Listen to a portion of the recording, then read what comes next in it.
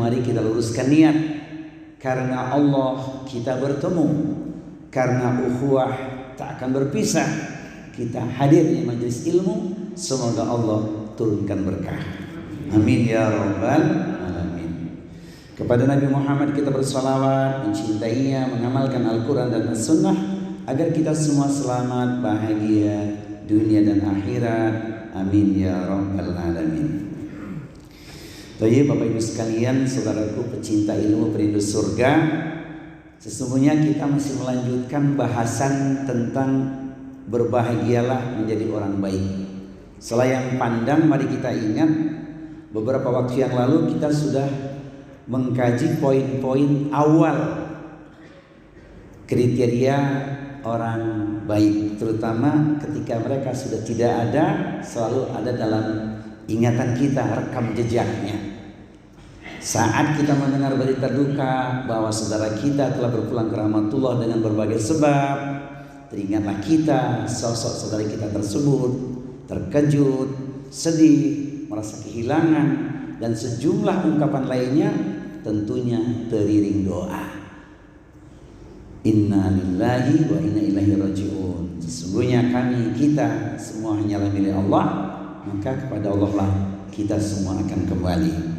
Iringan doa saat saudara kita laksanakan salat jenazah, diantaranya sejumlah doa dipanjatkan, dimohonkan kepada Allah Subhanahu wa taala dengan berbagai lafaz yang populer, familiar. Tentu kita tidak asing lagi dengan lafaz ini.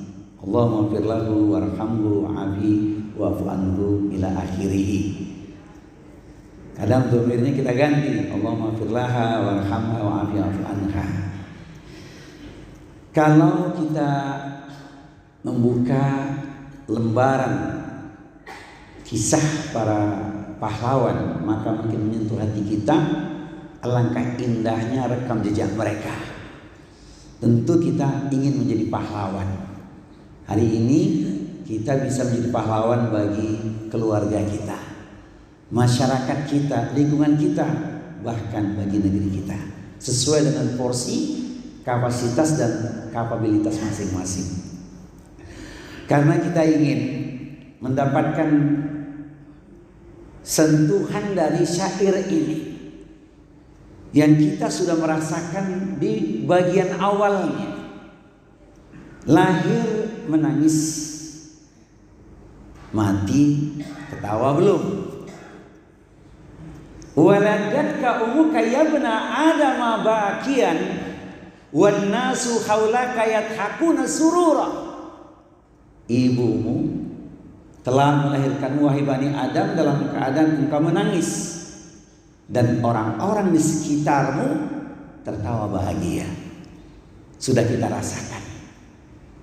Sama saat cucu kita lahir, tetangga kita lahiran, kerabat kita lahiran, si bayi menangis, orang di sekelilingnya tertawa bahagia.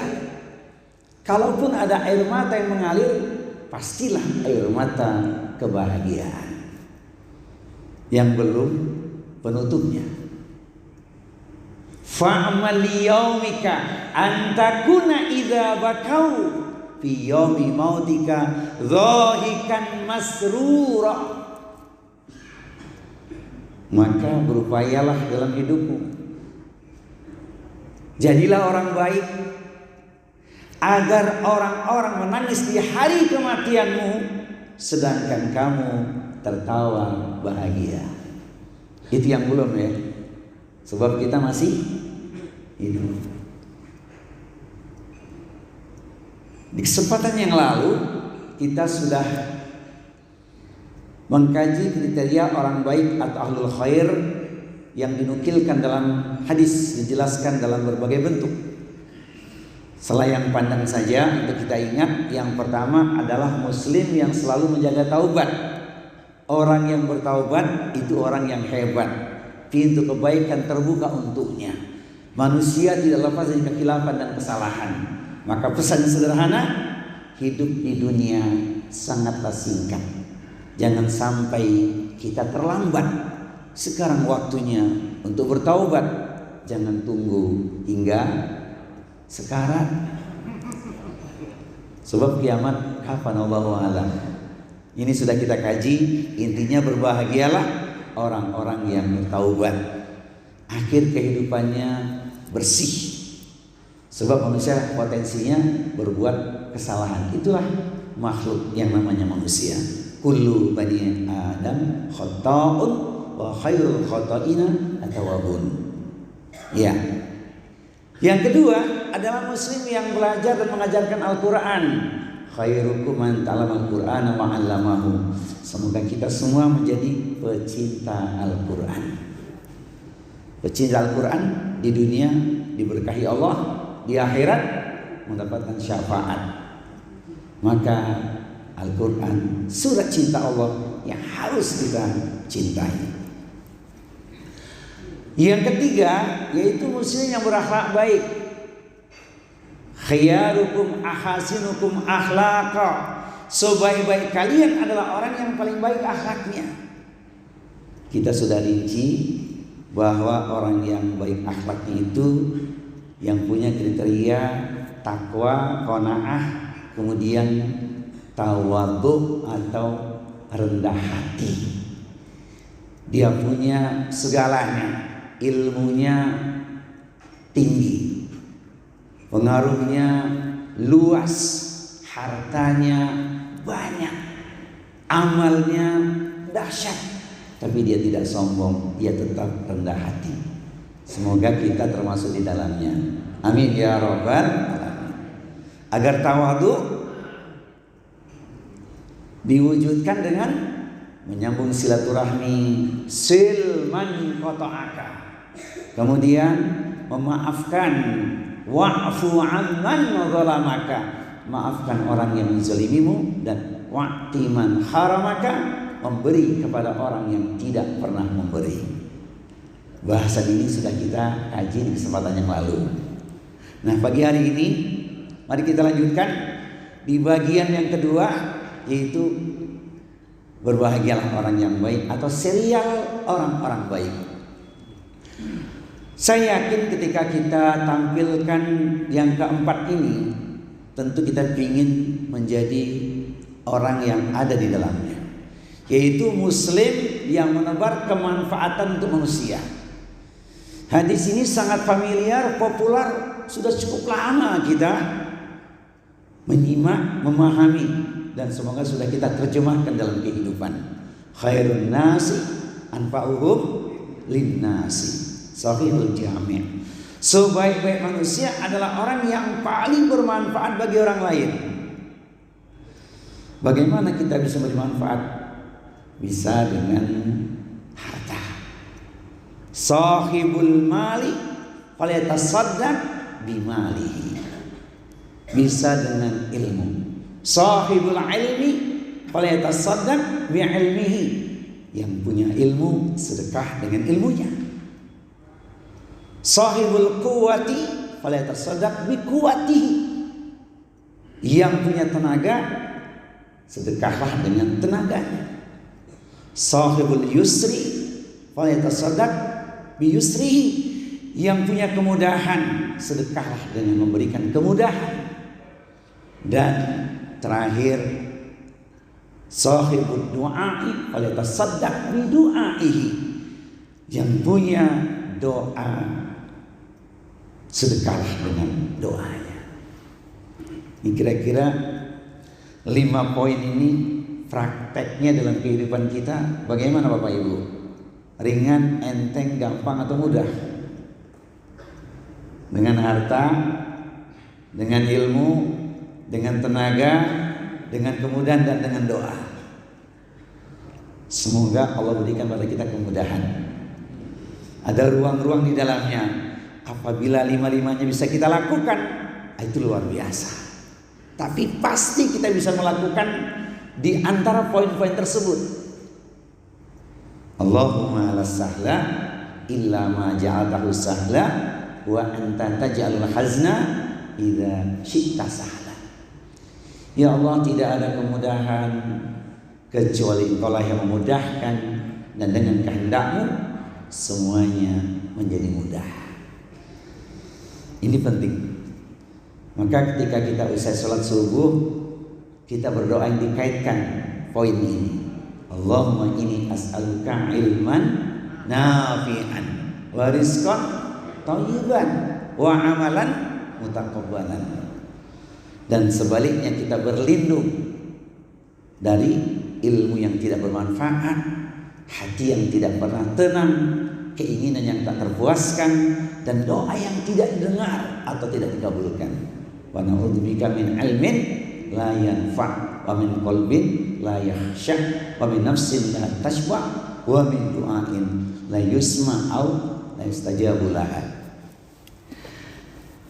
Saudaraku sekalian, cita ilmu menuju surga, ada baiknya kita mengambil sedikit inspirasi lah ya, karena beritanya cukup viral, maka saya tampilkanlah wajah ini. Tentu ini menjadi inspirasi bagi kita, bukan untuk mengukur, tapi mengambil motivasi buat kita. Ya, tepat 8 hari yang lalu ya, berpulang ke Ramadullah di hari Jumat. Ungkapan ini kalau kita kupas dalam, ikhlas level pertama adalah memberi, dan ikhlas berikutnya menerima apa yang Allah takdirkan. Mudah diucapkan, semoga ringan diamalkan. Sebab kalau kita tidak ikhlas, amal kita terbang bagaikan debu. Ya, ungkapan yang lainnya ya, kita ini jangan sombong di dunia. Kita cuma pemulung amal yang dimaksud. Apa sih yang kita kumpulin? Amal kan? Ngumpulin duit, mati nggak dibawa, amal ya sudah dipulung saja. Kita nggak ngerjain yang besar-besarnya atau yang besar-besar, yang kecil-kecil sebenarnya, kecil menjadi besar. Sekedar motivasi dan inspirasi saja bagi kita. Baik, kita kembali kepada slide awal, yaitu bermanfaat, memberi manfaat. Dalam kaidah fikih disebutkan oleh Imam Asyuyuti, al-muta'addi afdalu minal qasiri. Amalan yang manfaatnya untuk orang banyak tentu lebih utama daripada yang manfaatnya untuk segelintir saja. Ini skala prioritas yang kita bisa melihat, namanya kesalahan sosial. Luas, banyak kesempatannya. Tetapi jangan lupa, kita juga mesti cermat melihat keadaan lingkungan atau sesuatu yang harus kita prioritaskan. Sekalipun kata orang ini sangat individual. Karena kalau kita buka di Al-Quran, surat At-Taubah surat 9 di ayat 122, sekalipun dalam keadaan perang, tidaklah semua harus pergi ke medan perang. Harus ada yang menuntut ilmu syar'i atau ilmu agama. Di sanalah ruang-ruang kita untuk cermat melihat di lingkungan kita, apalagi dia kerabat kita, untuk kita bantu dia mendapatkan ilmu syar'i. Sehingga kalau kita baca ungkapan Imam Syafi'i ini kan dahsyat. Thalabul ilmi afdalu min salatin nafilati. Menuntut ilmu itu lebih utama dari salat sunnah. Tentunya kita tidak boleh salah memahami. Dengan makin paham ilmu, makin semangat salat sunnah, makin mengerti keutamaan salat sunnah. Wa ma yazalu abdi yataqarrabu ilayya bin nawafil hatta uhibbahu. Dan hambaku yang terus menerus mendekatkan dirinya kepadaku dengan amalan nafilah, salat-salat sunnah, maka aku semakin mencintainya. Ini kalau ngomongin ilmu, betapa semakin paham kita keutamaan salat sunnah, tentu kita makin bersemangat melakukannya. Siapa yang tak ingin mendapatkan cintanya Allah? Salat kita yang 17 rakaat itu tidak ada jaminan diterima semua oleh Allah. Tapi kita punya ruang untuk mengcovernya, menutupnya, menambalnya dengan salat-salat sunnah yang kalau kita rinci sekian banyak rakaatnya. Berapa rakaat? Kalau idealnya 50 rakaat. 17 rakaat fardu, nafilah atau sunnahnya itu 33. Tinggal kita rinci saja. Rawatib, qobliyah, ba'diyah, totalnya 12 rakaat. Tahajud, witir minimal 11. Sudah berapa itu? 12 tambah 11 23. Duha tinggal tambahkan saja duha berapa? Syukril wudu. Saat kita punya kebutuhan agar lebih yakin, kita bisa sholat sunnah mutlak atau sholat istikharah. Itu kalau kita rinci 33 minimal, bahkan bisa lebih dalam kondisi tertentu. Apalagi di bulan Ramadan ya. Masya Allah. Nah, kembali pada kaidah ini, maka kita jangan pula lupa ada skala prioritas tertentu di saat kita perlu mengulurkan tangan pada seseorang atau kepada orang lain. Dalam hadis Bukhari Rasul mengatakan, hal tunsoruna wa turzakuna illa bidu'afaikum. Tahukah kalian bahwa kalian ditolong oleh Allah dan diberi rezeki oleh Allah karena adanya orang-orang yang lemah di seputar kalian. Skala prioritas, tapi jangan lupa juga skala luas. Masya Allah. Nah, ini ringkasnya di poin yang keempat agar kita berusaha melakukan yang terbaik lewat anugerah yang Allah titipkan kepada kita. Ustaz, saya tidak merasa punya ilmu. Itu tadi, fasilitasi penuntut ilmu. Tenaga sudah sering kita lakukan. Kemudahan, beri orang pertolongan. Misal yang paling sering terjadi dalam kehidupan adalah ketika kita memberikan bantuan atau pinjaman pada seseorang yang membutuhkan. Itu kan begitu indah ayatnya. Wa in kana dzu usratin fanayratun ila maisarah. Kalau orang yang kau bantu, engkau beri pinjaman dalam kesulitan, beri dia 3 opsi. 1, tenggang waktu sampai dia berkelapangan. Sampai kapan Pak berkelapangan? Sampai 2024 ya. Insya Allah ya, amin. Kemudian ternyata belum mampu. Opsi yang kedua, sedekahkan sebagian untuknya. Atau puncaknya, engkau gugurkan hutang kepadanya, atau engkau ridho, engkau berikan untuknya, engkau sedekahkan semuanya. Masya Allah. Doa, enggak lupa kita berdoa untuk saudara kita. Dan ini perlu kita senantiasa mendawamkan agar kita mendapat keutamaan. Rabbana ighfir lana wa li ikhwanina alladziina sabaquna bil iman wa la taj'al fi qulubina ghillan lil ladzina amanu rabbana innaka ra'ufur rahim. Ya Allah, ampunilah dosa kami, dosa saudara kami orang beriman yang telah mendahului kami.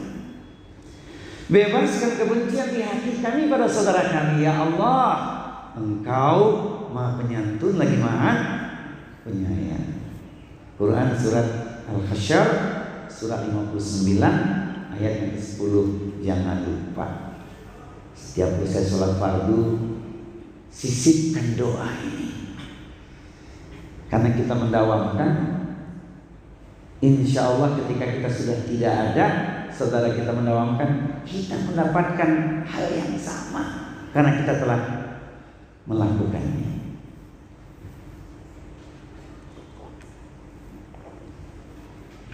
Ya, masih kita berlanjut. Bapak Ibu sekalian, kalau punya poin ini berbahagialah. Dari Jabir radhiyallahu anhu, Nabi sallallahu alaihi wasallam pernah masuki kebun Ummu Mahbad. Kemudian beliau bersabda, "Wahai Ummu Mahbad, siapakah yang menanam kurma ini? Seorang muslim atau seorang kafir? Ummu Ma'bad berkata, seorang muslim. Nabi SAW bersabda, tidaklah seorang muslim menanam tanaman lalu dimakan oleh manusia, hewan,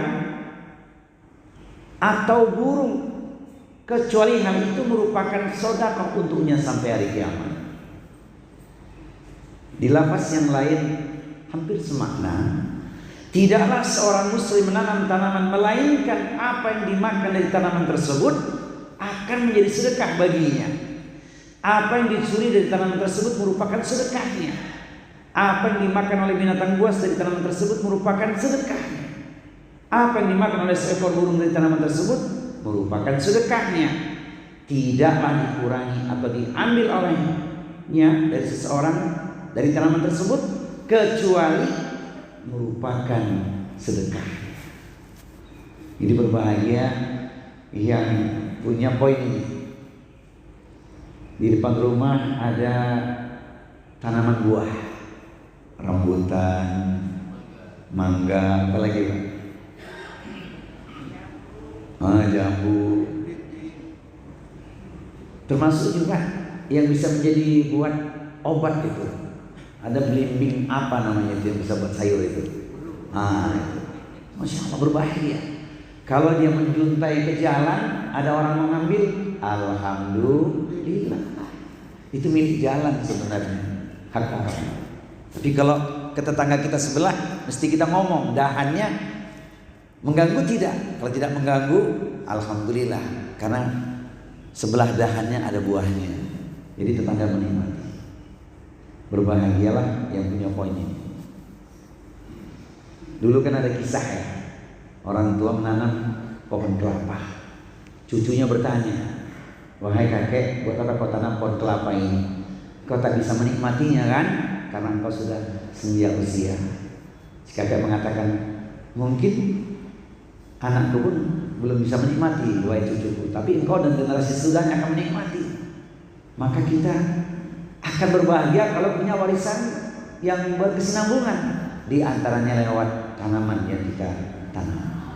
Tanaman kebaikan. Man yazra yahsud, siapa menanam dia akan mengetam atau menuai hasil. Ya, ini poin yang keempat. Kita nyambung di poin yang kelima,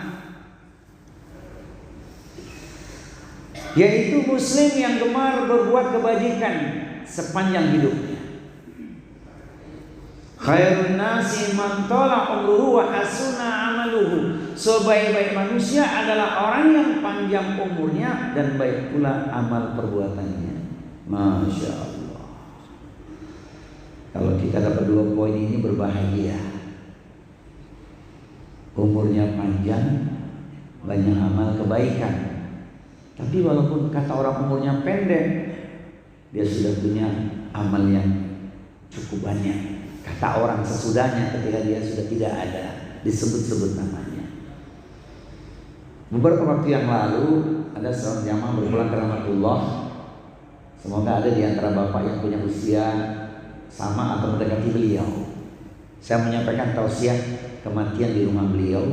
Meninggal di usia 96 tahun. Anaknya 8, cucunya 20, cicitnya 15. Itu dua kebaikan ya, umurnya panjang, kebaikan ngalir dari anak keturunannya. Di antara bapak yang paling sepuh usianya berapa? Ada yang 80 tahun? 90? Bolehlah kita berharap ya umurnya mabruk. Tapi yang paling penting umur kebaikannya. Di antaranya lewat silaturahmi yang kita lanjutkan pada anak keturunan kita agar mereka menyambung silaturahmi dengan arham kita. Karena pahalanya akan mengalir terus. Man ahabba ayubsadalahu fi rizqihi wa yunsa'alahu fi atharihi falyasil rahimahu. Siapa orangnya yang ingin diluaskan rezekinya dan dipanjangkan umurnya, maka hendaklah ia menyambung silaturahmi. Tugas kita wahai para orang tua untuk menyambungkan generasi anak-anak kita, kepada arham kita, keluarga kita. Semoga Allah berkahi kita umur yang indah, umur yang berkah. Amin ya rabbal. Nah, ini harapan kita. Bagaimana kita memanfaatkan umur? Tentu ada skala prioritas. Nomor satu pasti wa'budullaha wa la tusyriku bihi syai'an. Pasti hak Allah kita tunaikan dahulu. Barulah kemudian hakul walidaini, hak orang tua. Kalau masih punya orang tua, Ustaz sudah tidak punya orang tua, paman ada, bibi ada, itu cara kita berbakti, mengalirkan pahala untuk orang tua kita yang telah tiada. Siapa lagi setelah itu? Karib kerabat kita, diikat kita dengan kekerabatan, termasuk diantaranya asbab karena tali pernikahan. Maka saya titip pesan kepada para suami yang masih punya mertua, cintailah istrimu, cintai pula mertuamu. Ingat gak waktu dulu dinikahkan? Aku nikahkan engkau dengan putriku dengan segenggam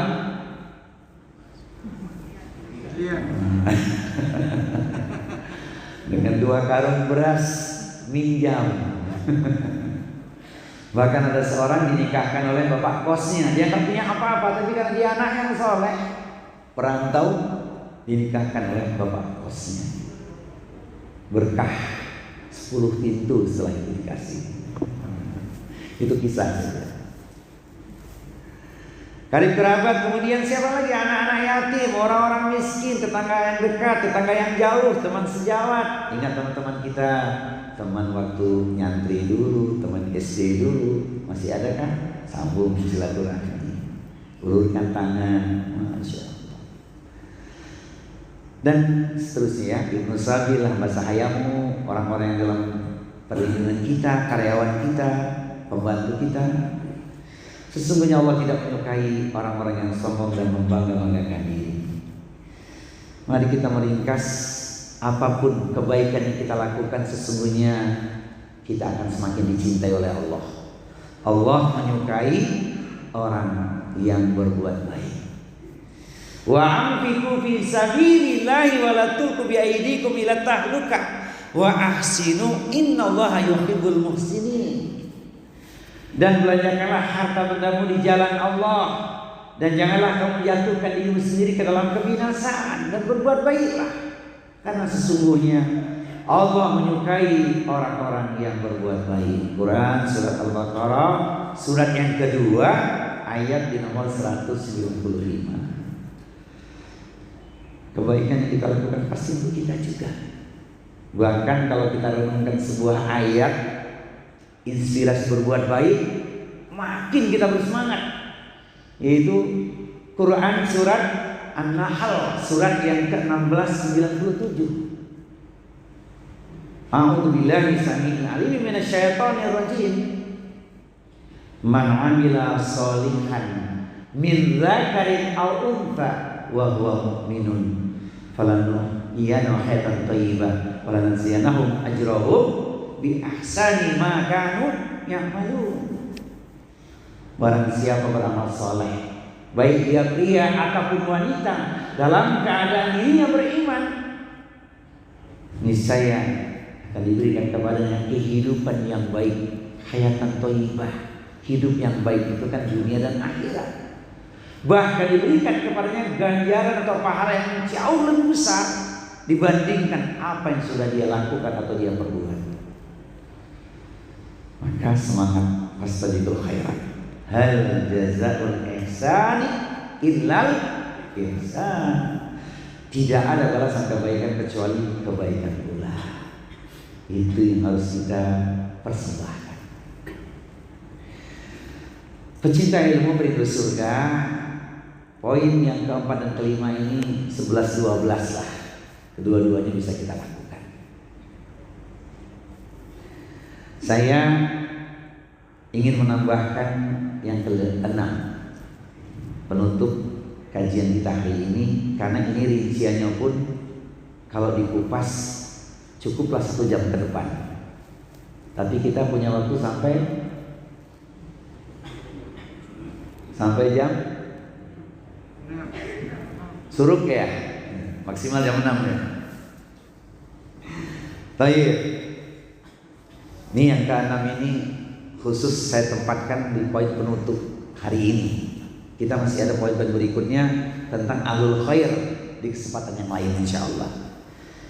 Ini harapan kita semua, harapan keluarga, yaitu muslim yang baik terhadap keluarga. Khairukum li ahlihi. Ini penggalan hadisnya Sahih Ibnu Hibban. Sebaik-baik kalian adalah orang yang paling baik terhadap ahli keluarganya. Berarti poin pertama adalah berlaku untuk suami. Wahai para suami yang soleh, sudah sempat ngasih 5M belum kepada istri dan anak? Ibu sudah pernah terima 5M, Bu? Sudah. Kalau 5M-nya 5 miliar, alhamdulillah. Tapi kalaupun cuman sekian-sekian, 5M ini jangan sampai tidak. Karena ini yang paling utama. Yang pertama adalah menanamkan tauhid yang lurus. M yang pertama. Ini tugas para suami. Betapa pentingnya tauhid. Kita selamat dunia akhirat dengan tauhid. Nggak boleh melenceng. Allah Subhanahu wa taala memproklamirkan dirinya agar kita makin kuat dalam tauhid. Innani anallah la ilaha illa ana fa'budni. Quran surat Thaha surat yang ke-20 ayat di nomor 14. Sesungguhnya aku adalah Rabb Tuhan kalian. Sembahlah aku saja, tidak yang lainnya. Ini kalau ngerinci tauhid luas ya, tauhid uluhiyah, asma wa sifat, luas. Tapi kita batasi dikaitkan dengan keluarga. Kalau tauhid dalam keluarga sudah lurus, maka gelombang kehidupan apapun yang dialami tidak akan membuat seseorang jatuh terjerumus dalam kehancuran. Sebab dia paham apa yang dimaksud paham. Hidup ini tidak lepas dari 4 hal. Khalaqallahu kulla syai'in fakataba hayataha wa mautaha wa musibataha wa rizqaha. Bahwa segala sesuatu yang telah Allah ciptakan dituliskan 4 perkara. Hidupnya, matinya, musibahnya, dan rizkinya. Kalau seluruh anggota keluarga sudah paham ini, menghadapi apapun tidak akan berkeluh kesah.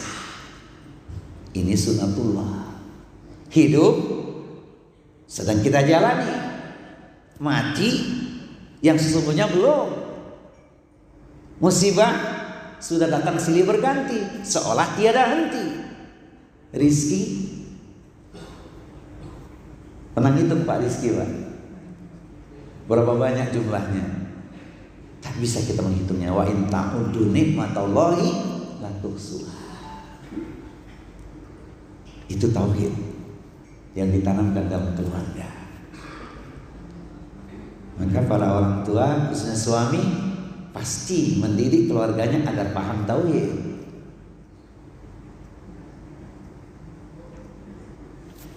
Ini yang pertama ya, ringkasnya. Semoga para suami lurus tauhidnya semuanya. Amin ya rabbal. Diikuti istri dan anak. Yang kedua, yang kedua adalah mengawasi ibadah keluarga. Ini penting. Wa'mur ahlaka bis-sholati wastabir 'alaiha. Dan perintahkanlah keluarga untuk menegakkan salat dan sabar dalam menyuruh mereka. Jangankan sholat fardu yang 5 waktu, sholat sunnah saja sangat semangat. Masih ingat Bu hadis romantis yang beberapa waktu pernah saya sampaikan? Masih ingat ya? Bapak Ibu masih ingat gak hadis romantis dari Rasulullah? Rahimallahu ala rajulin qama minal laili fasalla thumma istaiqadha zaujatahu fa in abad nadhal ma ala wajhiha. Allah merahmati seorang suami yang bangun malam, kemudian dia bangunkan istrinya untuk sholat malam bersamanya. Jika tak mau, dia enggan, percikkan air di wajahnya, di wajah istri. Sudah dilakukan ya Pak ya? Alhamdulillah. Atau sebaliknya bahkan, karena hadis ini memang seimbang. Wa rahimallahu ala imra'atin qamat minal laili fasallat tsumma istaiqadat zaujaha fa in aba nadhal ma ala wajhihi. Allah juga merahmati seorang istri yang bangun malam, kemudian dia bangunkan suaminya untuk sholat malam bersamanya. Kalau tak mau bangun, sama dipercikan air di wajah suami. Ibu-ibu sudah melakukan ini Bu? Alhamdulillah ya. Ingat, percikin bukan guyurin ya. Ini luar biasa. Saya menyebutnya, mohon maaf, ini hadis romantis nih, resep bahagia. Maka suami istri akan berkata, malam yang indah, pagi yang cerah, hati bahagia, tak pernah resah, senang dan susah, alhamdulillah, karena setiap malam ibadah. Alhamdulillah. Nggak usah dihafal Bu, diingat-ingat aja ya. Baik, yang ketiga yaitu membangun akhlak yang mulia. Bagaimana akhlak yang mulia? Tutur kata diawali wa qulu linnasi husna, bertutur kata yang baik pada manusia. Quran surat Al-Baqarah surah 2 ayat 83. Maka suami yang baik ucapannya pasti sejuk. Ya. Tidak ada kalimat yang berlebihan, apalagi ucapan caci maki. Masya Allah. Berlepas diri, ucapan yang indah. Ini poin ini sangat penting. Saya ringkas ya.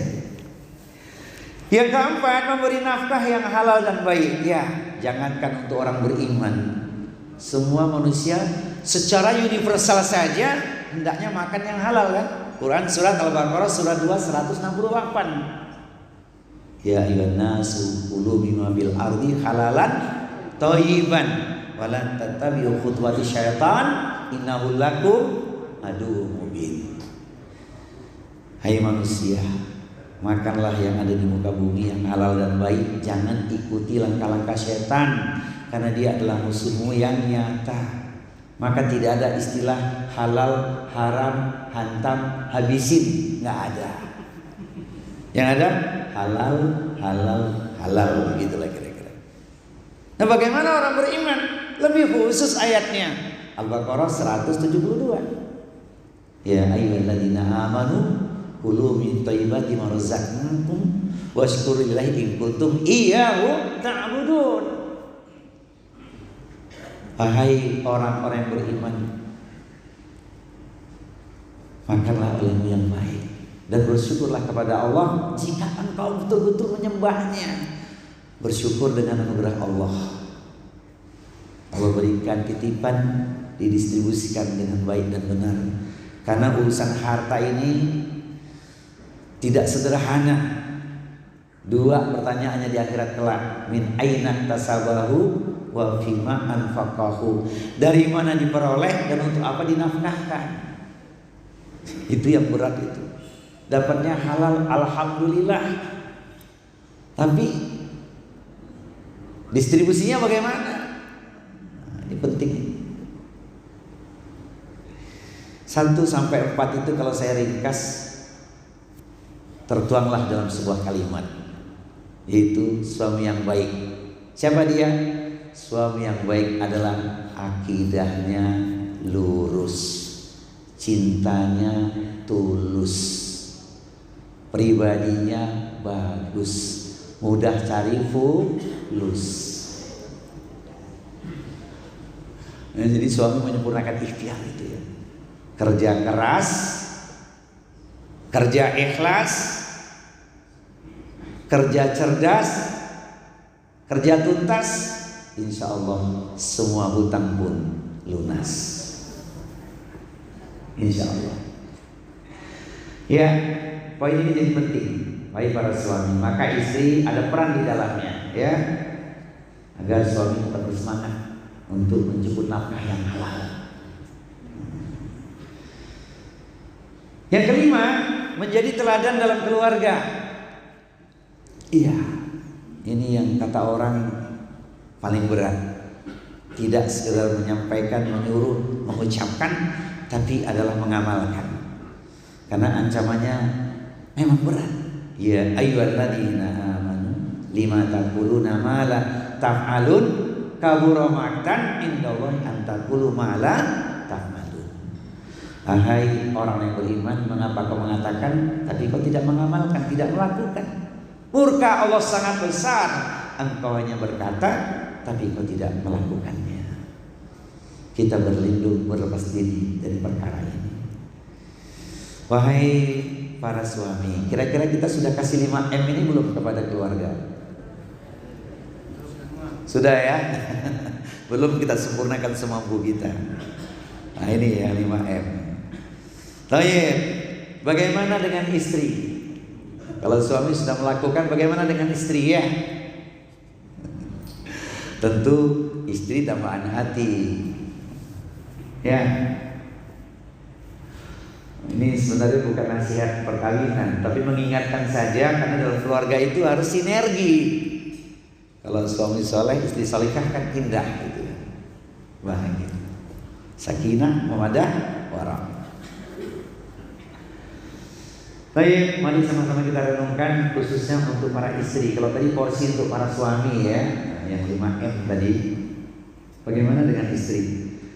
Kalau dirinci juga sebenarnya istri bisa ngasih 5M juga itu kepada suami, kepada anaknya. Tapi mari kita renungkanlah poin-poin yang sederhana ini, yang sudah sangat akrab, familiar, sudah sering juga kita mendengar. Qila li Rasulillah sallallahu alaihi wasallam ayyun nisa'i khairun. Pernah ditanyakan kepada Rasulullah sallallahu alaihi wasallam, siapakah wanita yang paling baik? Tentu yang dimaksud di sini adalah istri ya. Qala allati tasru idza nadhara, yaitu paling menyenangkan jika dilihat suaminya. Ingatlah masa-masa dulu ya Bu ya. Tapi kan bisa kita pahamkan kepada anak kita, kepada menantu kita, agar mereka menjadi istri yang menyenangkan pandangan suaminya. Kemudian wa tuti'u idza amara, mentaati suami jika diperintah, sepanjang perintahnya baik dan benar. La ta'ata li makhluqin fi maksiatil khaliq, tidak ada satu ketaatan untuk bermaksiat kepada Allah sepanjang perintahnya baik dan benar. Wala tukhalifu fi nafsiha wa maliha bima yakrahu, dan tidak menyelisih suami pada diri dan hartanya sehingga membuat suami benci. Inilah istri yang pandai mengelola harta suaminya. Begitu pandai istri mengelola harta suaminya, ada kejutan-kejutan yang tak terduga. Saat Idul Adha, si istri berkata, alhamdulillah Bang, untuk beli hewan kurban sudah ada. Sebab setiap hari dia sisihkan 10.000 rupiah di celengan khusus, celengan kurban. 1 bulan dapat 300. 1 tahun 3.600.000. Alhamdulillah sudah dilakukan. Cuman sayang akhir bulan diambil lagi. Tapi tidak begitu ya. Itu istri cerdas tuh. Jadi tiap tahun bisa berkurban keluarga itu. Karena istrinya cerdas mengelola harta suaminya. Alhamdulillah. Sebab dia paham suaminya kerja keras kan. Maka dia nggak lupa titip pesan pada suaminya itu waktu berangkat kerja ya, berangkatlah bang dengan tenang, doaku menyertai sepanjang siang, tak mengapa larut malam kau baru pulang, yang penting bawa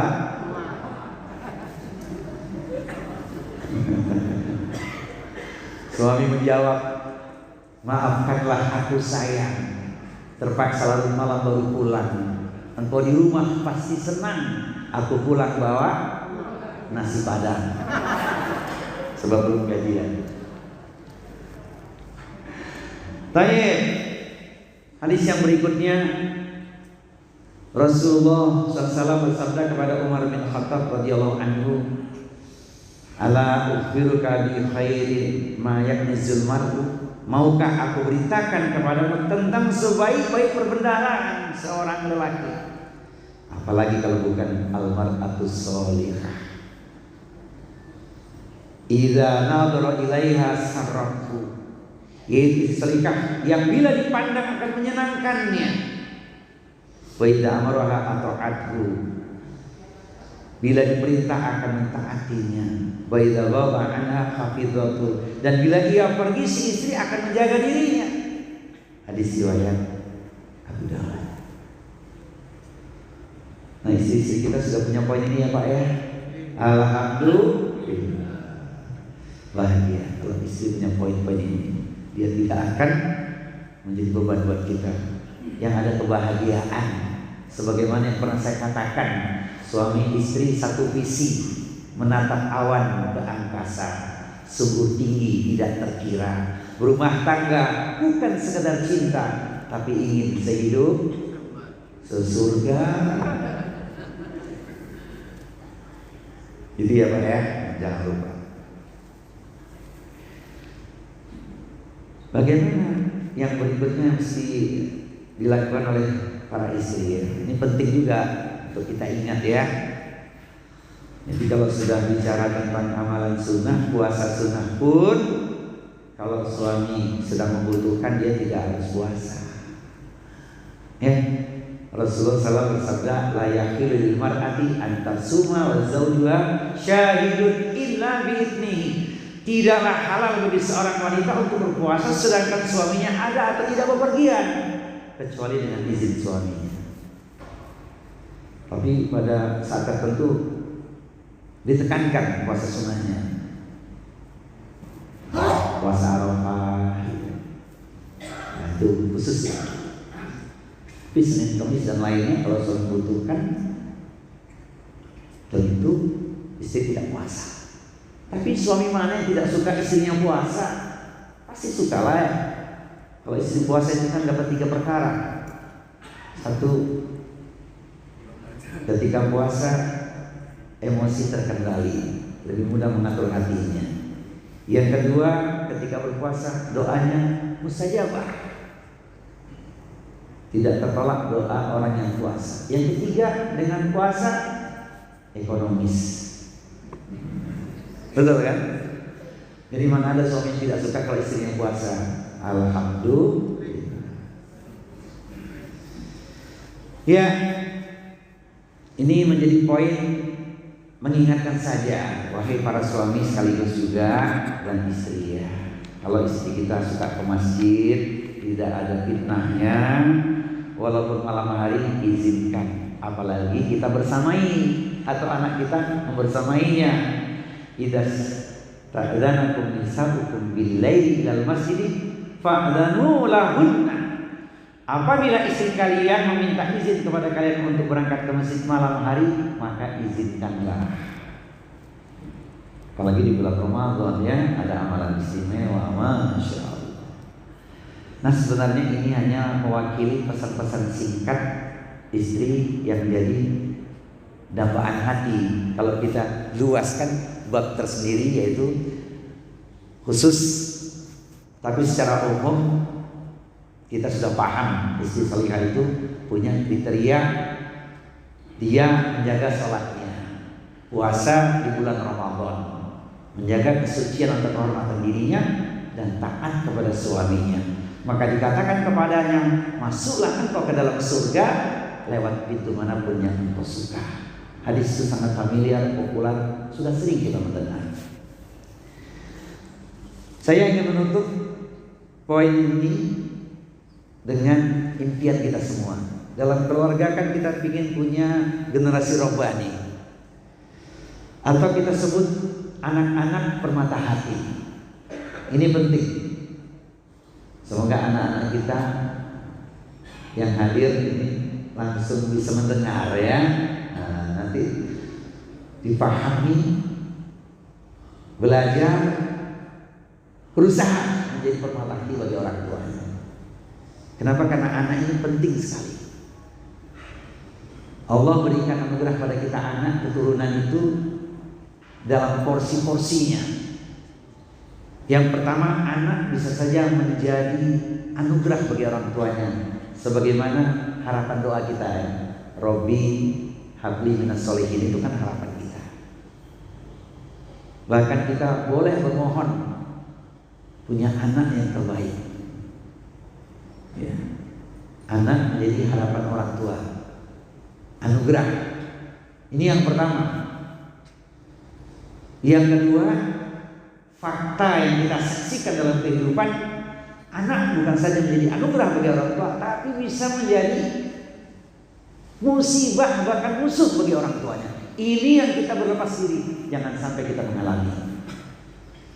Maka Allah SWT mengingatkan di Al-Quran sebagai pesan spiritual, pesan moral untuk kita, berhati-hatilah terhadap anak-anak kita.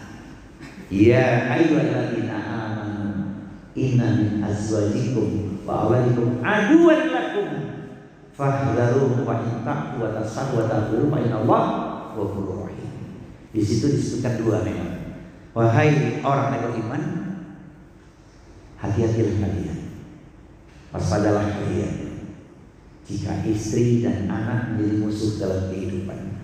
Maka kalau engkau menyantuninya, mengawasinya, memaafkannya, karena Allah Maha Pengampun, Maha Penyayang.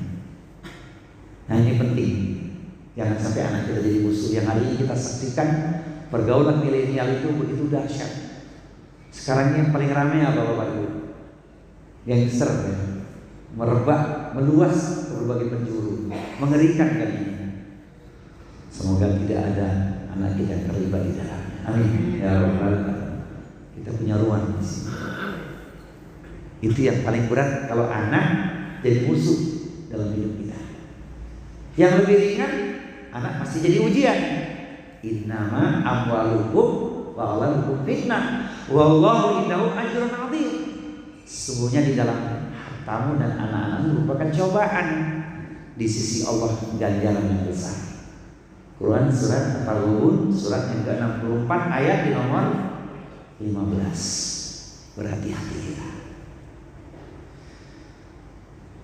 Yang keempat, kedudukan anak kita tentu ini yang kita harapkan, permata hati. Sebagaimana doa-doa yang sekian banyak yang kita dapatkan di Al-Quran. Di antaranya ya, selain Robbi habli minas sholihin doa ini, doanya Nabi Zakaria alaihissalam, Robbi habli min ladunka dzurriyyatan thayyibatan innaka sami'ud du'a. Ya Rabbku, berilah aku dari sisi Engkau seorang anak yang baik, sesungguhnya Engkau Maha mendengar doa. Quran surat Ali Imran surat 3 di ayat nomor 38. Dan yang berikutnya pasti nggak asing lagi bagi kita, doa yang memang kita baca.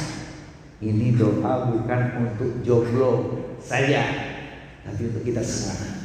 Apalagi yang masih jomblo, tentu doa ini gak akan lupa. Bagi kita semua doa ini berlaku, karena kita ingin punya anak keturunan bersama kita. Masih ingat kan, ingin dengan anak-anak kita, keluarga kita masuk surga. A'udzu billahi samii'il 'aliim minasy syaithaanir rajiim. Jannatu 'adnin yadkhulunaha wa man shalaha min abaihim wa azwajihim wa dzurriyyatihim wal malaikatu yadkhuluna 'alaihim min kulli bab salamun 'alaikum bima sabartum fa ni'ma uqbadar. Surga Aden yang masuk ke dalamnya bersama dengan orang-orang yang saleh. Siapakah mereka? adalah mereka, kita berharap bermohon, orang tua kita semua. Amin. Siapa lagi? Pasangan hidup suami istri. Amin. Siapa lagi? Anak keturunan kita. Di setiap pintu malaikat mengucapkan kalimat yang menenteramkan jiwa, kalimat cinta. Selamat sejahtera atas kesabaranmu. Inilah akhir kesudahan yang tak terbayangkan, engkau menjadi penduduk surga. Maka anak jadi permata hati. Persis doa kita, Rabbana hab lana min azwajina wa dzurriyyatina qurrata a'yunin waj'alna lil muttaqina imama. Ya Rabb, ya Tuhan kami, anugerahkanlah kepada kami istri-istri kami dan keturunan kami sebagai penyenang hati kami, dan jadikanlah kami imam bagi orang-orang yang bertakwa. Semoga kita yang hadir di majelis ilmu pagi hari ini semuanya dengan keluarga kita termasuk di dalamnya. Amin ya Rabbal. Bapak Ibu sekalian pecinta ilmu perindu surga, inilah bahasan kita kali ini. Insya Allah kita masih bersambung bagian yang ketiga, berbahagialah menjadi orang baik.